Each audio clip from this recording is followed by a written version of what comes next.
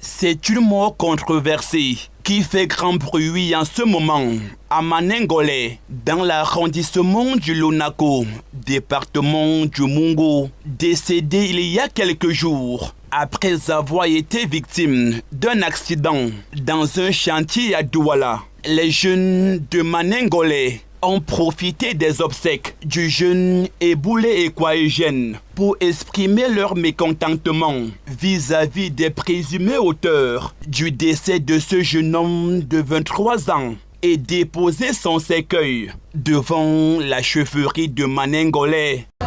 Nous sommes donc surpris qu'on nous appelle samedi, je pense que c'était le 19 si je me trompe, que le papa lui a frappé au pied parce qu'il était en train de casser un mur.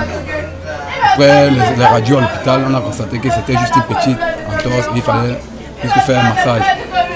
Bon, en fait, il est mort dans des conditions mystiques. Soit dit-on que le papa est tombé sur sa jambe et la jambe s'est cassée et puis ça fait la mort dans la nuit. Dans la nuit, il a vu cette maman venir l'embrasser comme pour lui dire on fait la paix, tu ne vas plus souffrir, ne vas plus te déranger. Et il meurt dans les secondes qui suivaient. Je vois des gens généralement qui font des graves accidents, le pied est broyé, mais il se remet quand même, non? Et il vit avec, non? Le papin là, c'était seulement le papin de quoi, mon frère? Le papin de 15. Le papin de 15, parce qu'il faisait dans la maçonnerie. Tout serait parti des déclarations qui auraient été prononcées par certaines personnes du troisième âge du village Manengole à l'endroit des jeunes cibles de cette localité, au rang desquels le défunt.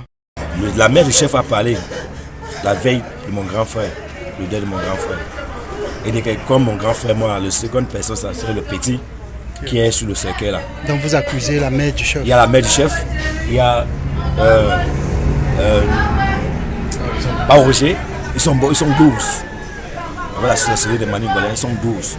2 mois avant son décès, le chef lui avait fait des menaces de mort. Le chef ou la mère mère du du chef? village, en fait, lui avait fait des menaces de mort, disant déjà, si ma mère est sorcière, je vais lui donner l'instruction de vous tuer. Mais dans le cas contraire, moi-même, j'irai acheter la sorcellerie pour vous tuer. Un enfant docile qui n'a jamais rien refusé à quelqu'un, quel que soit le service, on lui promet la mort. Tu vas voir, je te donne 2 mois. Nous avons une vidéo enregistrée. Le chat a mordu cet enfant dans la nuit, autour de 3 heures. Est-ce possible? Si c'est vous, qu'allez-vous penser? Même si vous ne croyez pas à la sorcellerie. Mais un chat qui ne sort de nulle part, tu es en train de dormir, il vient te mordre. Le chat, généralement, même quand on l'attaque, il griffe. On a une vidéo où l'enfant est en train de crier, on est en train de me fouetter. La mère, là, me fouette, là, voilà, elle menace même mon père. Dans la vidéo, son père dit.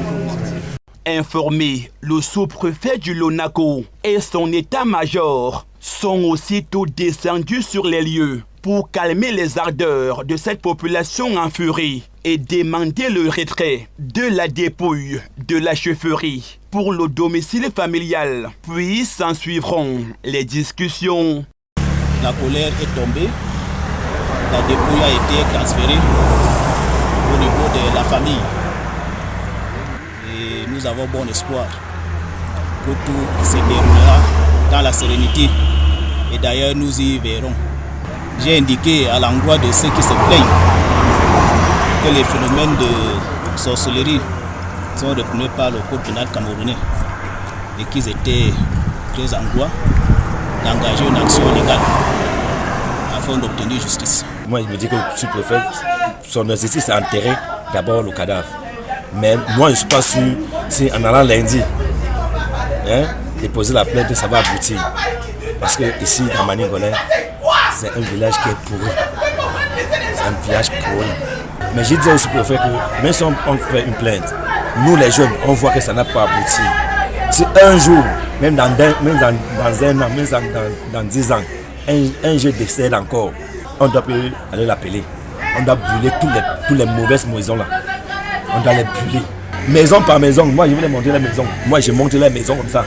Parce qu'ils ont dit la semaine, comme lui sur le deuxième. Le troisième président, ça serait moi, d'ici 2 mois. Hein? Mais moi, je n'ai pas peur d'eux. Je n'ai pas peur d'eux. Si j'avais peur de ceux qui ne sont même pas venus au deuil, c'est pour les faire comprendre que moi, je n'ai pas peur d'eux. Mais celui qui tente, je le bulle.